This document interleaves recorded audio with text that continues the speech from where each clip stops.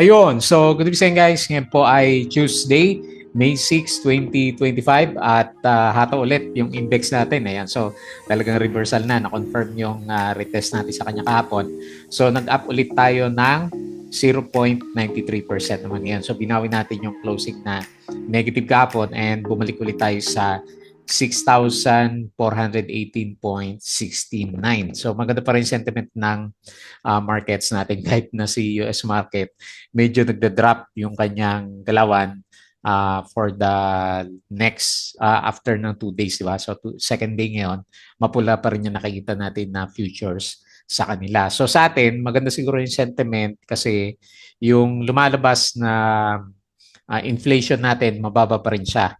So kumpara sa last month, tapos may mga balita na magbabawas ulit ng interest rate cuts sa Philippine markets natin. So makakatulong yun sa mga stocks. Kaya ang dami pa rin natin nakikita na mga galawan ng mga blue chips. So ngayon mga blue chips na naman yung bida sa galawan natin dito sa market. And yung iba na namayagpag last time. Ayan. So mas marami kasi yung nag-gain ng blue chips for today's trading natin. Ayan. So eto, nangunguna araw-araw yata is more than 5% ang binibigay nitong si Bloomberry. So another up day para kay bloomers natin, yung mga holders natin. So meron siyang 9.97% na galaw. So ganda na sipa. Congrats sa mga nakasakay. And meron siyang 78.81 million net foreign buy. So ang lakas ng optimism sa kanyang C plus, konti lang inakyat, no? 0 point something lang. So ang lakas ng optimism doon sa kanyang e-games na paparating by Q2. Q2 kasi, so January, February, March, April, May, June, di ba? So ngayon Q2 lalabas yung yung e-games ni Bloomberry natin. And then dahil medyo maganda yung galawan ng ng mga global markets with regards sa gold, di ba? Maganda yung galaw ng gold prices natin.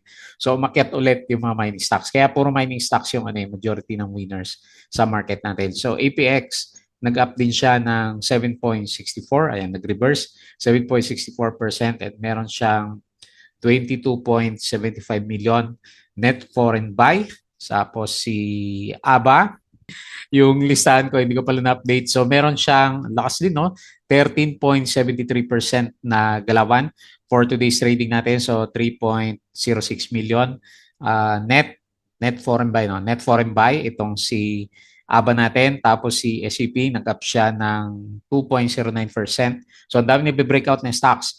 Tapos si TAP, naku, nakasakabay ka ba kahapon? Another 4.23% na gain.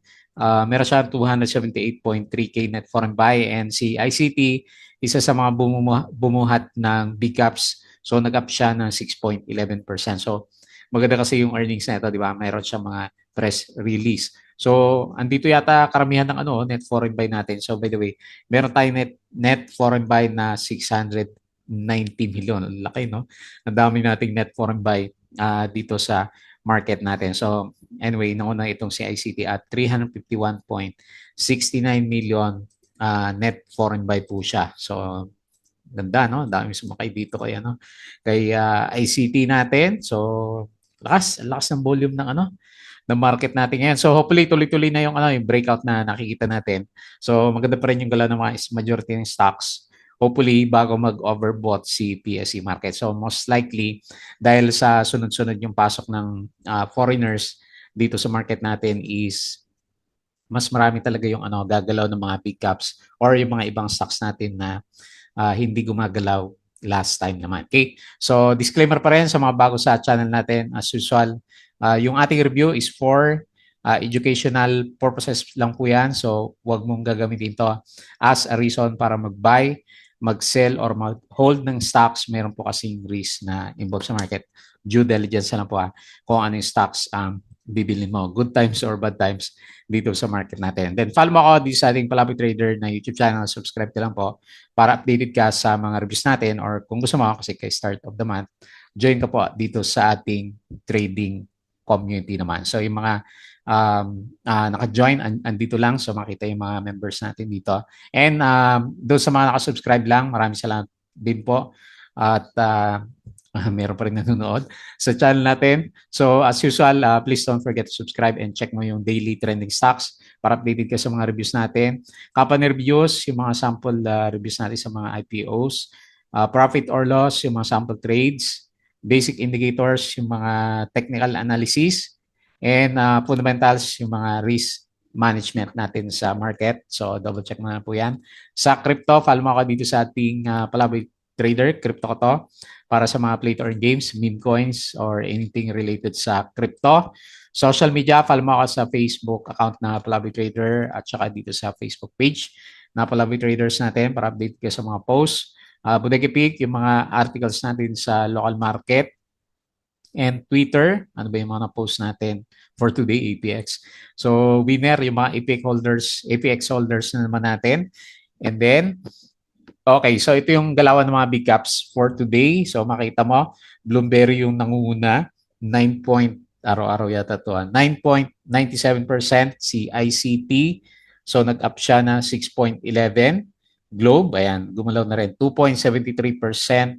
Tapos si GGS, 2.28%, Meralco 2.06%, China Bank 1.97%, Converge, pabalik na ulit, 1.9%, and SM 1.21%. So mas marami yung namayagpag ng mga blue chips natin. So SEC, pa-drop pa rin si SEC, no? So medyo pahit kasi yung earnings natin eh. So negative 1.36%, ASM, stock price offering, no? Yung ininda, negative 1.11%, Aboitiz Equity, Ventures, negative 0.75%, Ayala Corporation, negative 0.68%. Okay, so mas marami yung mga big caps na maganda yung galawan sa market. Meron na ba tayong summary dito? Wala pa, no? Hindi ko pa nakita yung summary ni Philippine Stock Exchange. Pero yun nga, good vibes pa rin tayo kasi nga net foreign buy ulit yung ating market. Okay, so ito muna. Foreign funds bought, ito yung mga hanapin natin. Yung mga binibili ng foreigners. BPI, China Bank, East West, Metrobank, PNB, Security Bank, PSE, Alter, AP, Meralco, Manila Water, SPNEC, DNL, Jollibee Keeper, ABA, Aboitiz, GT Cap, Alicrete, Philritz, Glotel, Converge, ICT, MAC, STI, Bloom Plus, Pure Gold, Robinsons Retail, APX, and PX. So yung mga binenta naman, BDO, PSB, FGen, SCC, CNPF, EMI, GSMI, AC Costco, DMC, MEG, Embrich dito, Cebu, 7, Nickel, at saka si OGP. Okay? So APX, so ito yung catalyst. Gold stocks are experiencing gains as gold bullion prices continue to advance buoyed by weakening dollar kasi drop si US. So babawi ngayon si mga gold related stocks natin. Okay? Congrats sa mga minero. Ayala Land, okay, ba tayo umakit ng Ayala Land, no? Net income first quarter uplift ng 10%. Oh, ang ganda ng earnings ni Ali pero ayaw nila. ICT, so ito yung catalyst niya, 14.1% year over year. Wilcon, first quarter earnings reflect higher costs and weak SSSG but in line. Okay, so in line naman daw siya. So kanina mas marami talaga yung blue chips, and then namamayagpag talaga si Bloom at saka si ICT. Okay, so Pure Gold first quarter net income, ayan, maganda ulit, grew by 6.5%. Aboitiz Equity Ventures early redemption option to redeem all of these standing 3.5-year fixed rate bond. DMC, medyo may na, no? Concrete Holdings Philippines. Nagbago na ang pangalan si CHP. Pero CHP pa rin siya, no? Formerly CMEX Holding Philippines. Okay. So sabi ni Ma'am April Tan, as they say, when one door shuts, another one opens. Bakit? Because of the end of my ANC show, I finally started a YouTube channel focused on weekly market wrap. Ayan. So makita natin si Ma'am April Tan na madalas sa kanya YouTube. Ayala Land po, 6.9 billion net income, up ng 10%. So ito yung good news pa ng market. April inflation falls to 1.4% lang siya from 1.8. So normalized na, dapat talaga mag-start na ng rate cuts yung Bangko Sentral. So pag nag-rate cuts na siya, mas maganda yung impact sa mga blue chips. SMPH first quarter profit up 13% din. SEC, ito below forecast, Security Bank, okay, acquisition of, tapos na, di ba? 25% stake in Home Credit Philippines. So TAP had a big day after declaring its first dividends.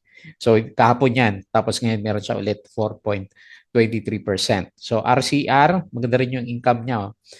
So yung yield niya up 5.7%. Wilcon, drop rin profits niya 28%. And up gold, down yung, hindi naman down ang Bitcoin eh. So 94K pa rin si crypto natin. Maganda pa rin yung galaw niya. So lots of money shuffling around but no big swings heading into some pretty crucial moments for global inflation. Pero kahapon itong balita na yan. Okay. So ito yung pinaka-catalyst natin sa gold. Ayan. So umakyat siya ng over $100 on the day to 3,345. Ayan. So nag-spike. Okay, laki ng galaw ni nag-console lang siya tapos nag-spike ulit yung kanyang galawan naman. Okay? So ICT, ano ba nangyari di? Okay, yung ating record income tapos kagabi drop yung US market. Ayan, baliktad na tayo sa galaw ng US market ngayon. Kasi yung US market naman, sila yung nagda-drop. So nagda-drop sila, nag-up yung mga mining stocks natin and pero up PSE kasi meron siyang net foreign buy. So maganda kasi yung pinapakita na results ng inflation naman natin. Okay? So hopefully tuloy-tuloy yan. Okay, patalastas ulit yung ating Patreon channel, yung mga student guides sa trading sa market. So sali ka lang po dito sa Patreon channel natin. So tama-tama habang paakyat po yung market natin. Okay? So yan, nag-retest lang. Konting retest lang, no? Hindi na umabot sa MA100. So, balik ulit tayo, 6.4 and 6,000, around 6,600 to, no? 6,600. So, mukhang magre-retest dito si Philippine markets natin, si PSE. So, most likely, no? Kasi malapit na tayo sa papunta na siya, may momentum na yung RSI level natin sa kanya. Kaya optimistic pa rin tayo na marami tayong makikita ng mga big caps na magiging maganda yung galawan for the coming few days. So ito na, inaantay natin na 10 months, 10 months na drop and consolidation market. So ang tanong, hanggang saan? Abot ba ulit tayo ng 7,000 level? Okay? So very good. 690 million at foreign buy, 0.93%. So dito tayo sa winners. Okay, ABA. Okay, breakout. Congrats. Bloomberry, si ABA is 13%. Blueberry, 9.97. Tapos si Lipanto rin, bumawi siya. Pero baba ang volume niya. 9.64%. APX, bounce sa MA20, may gap up pa siya. So, mukhang maganda yung pinapakita ni APX natin. ICT, so nag-breakout na rin ng konti. MA100. PX, saan si PX? 5.67. Lumalaban pa rin yung price action. Sino pa yung mga malalakas? Ito si Lopez, nag-up 3.7%. Globe, 2.7. So nagre-recover niya si Globe din. Bank of Commerce, walang volume. GGS, uy. So hopefully mag-breakout to bukas. 2.28%. And SCP, up siya na 2.09%. Okay? So dito naman tayo sa mga losers, PHR. Okay, mahina si PHR natin. Loss, 1 billion. So negative 7.04%. Okay, next. Sino pa? BHI minus 4.8. Pa-breakdown yung mga penny stocks natin, nawawala na. Nagda-drop. Baita, mahina pa rin, negative 3.2%. SPNEC, minus 2.44%. And si dito, ayan. So, pa-drop rin siya. Negative 2.24%. Okay? Mahina pa rin si dito natin. So, balik tayo dito. Pag-usapan natin yung US market. Mukhang pangit ulit yung US market natin. So, makikita mo dito sa galawan niya. So, pa-drop ulit pa yuko. So, nag-drop sila kagabi. And then, yung futures is pangit ulit. So, S&P, negative 0.67%. Dow Futures, negative 0.56. Nasdaq, negative 0.92. Ayan, laglagan na rin yung Europe. Pero kakaiba yung galaw sa Philippines, no? Malakas. So, tapos mas marami yung drop sa Asian market. So, maganda pala sa atin yung market lang natin. So, maganda kasi yung ano yung balita ng inflation, di ba? So, gumaganda. Bitcoin, 94.2K, pa-drop din sila. Puro mapula.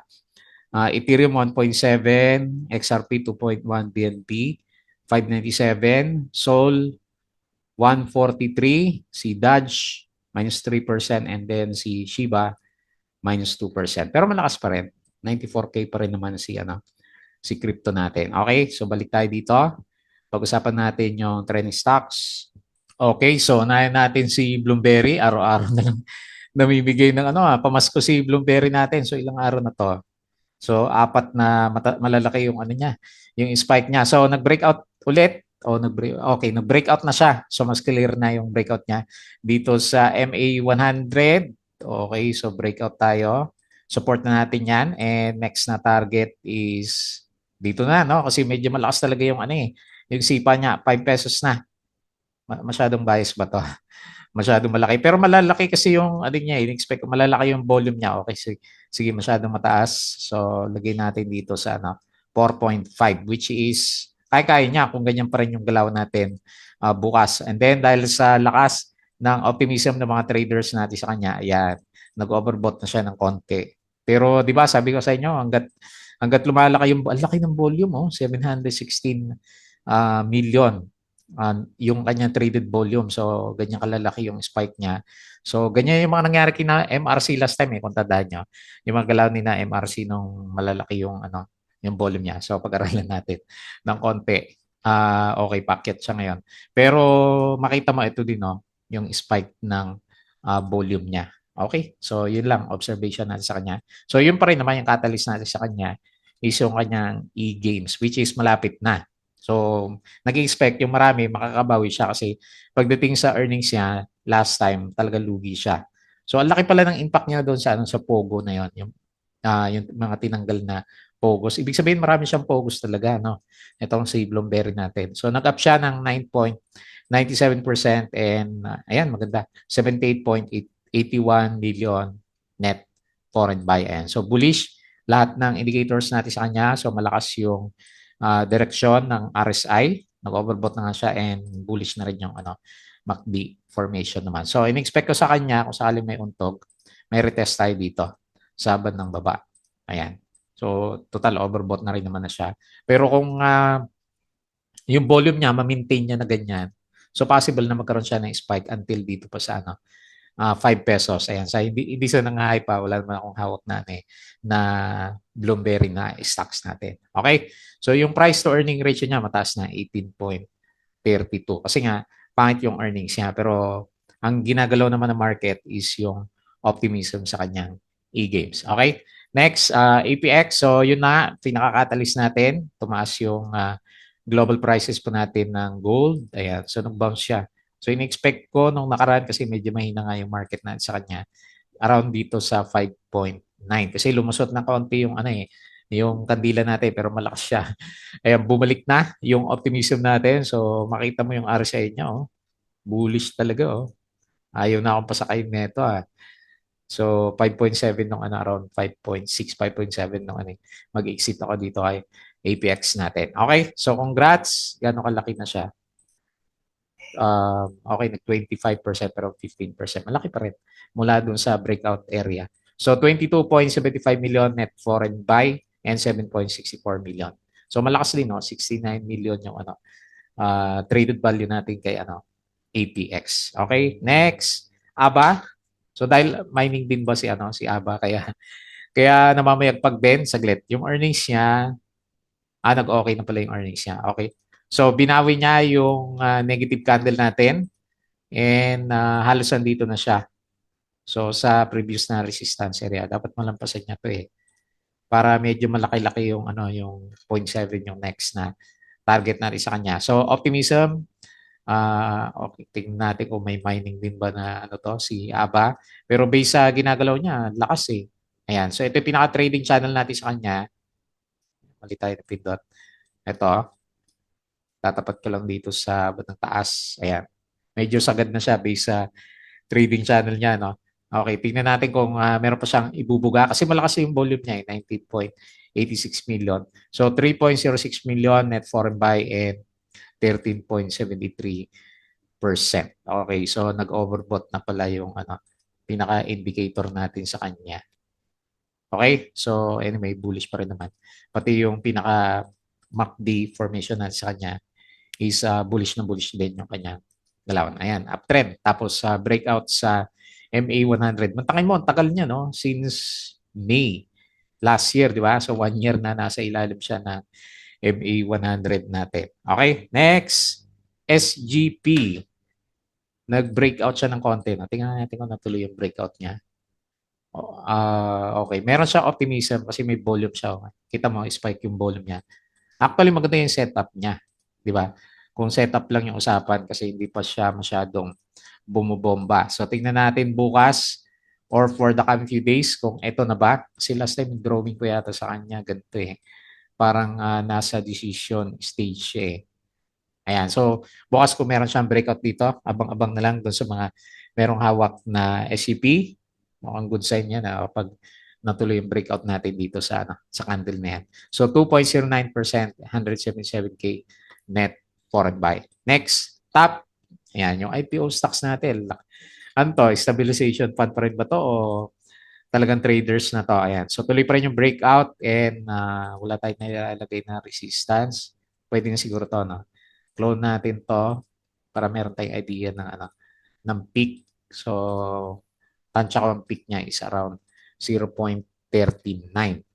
Ayan. Pero pwedeng umakyat pa, di ba? So, halos ngayon, ang movement niya sa breakout is more than 10% na siya. So, maganda. Yung ginagalaw niya, another 4.23%, kahapon 5%. And meron siyang 278K net foreign buy. Okay? So, meron siyang upcoming dividends, 0.9. Malit lang, pero nagbigay ng boost sa kanya last time.